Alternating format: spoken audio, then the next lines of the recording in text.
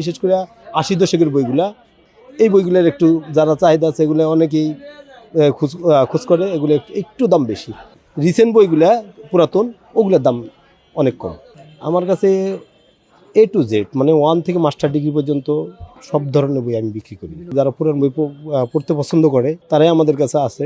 আর সবার তো অনেক দাম দেওয়া বই, নতুন বই কেনা সম্ভব না। কাগজের মান তো পুরান আর নতুন তো একই। দেখা যায় যেই কাগজ নতুনটা আছে ওই কাগজটা 1 বছর পুরান হলে ওই কাগজটাই তো থাকে, নতুন করে তার কাগজ চেঞ্জ হয় না। আগে আমরা যখন পড়ালেখা করছি একজনের বই দিয়ে পালাক্রমে একজন করে পড়ছে। আর বর্তমান এক সিলেবাস, এই বছরে সিলেবাস পরবর্তীরা ওইটা সংশোধন করে ফেলা।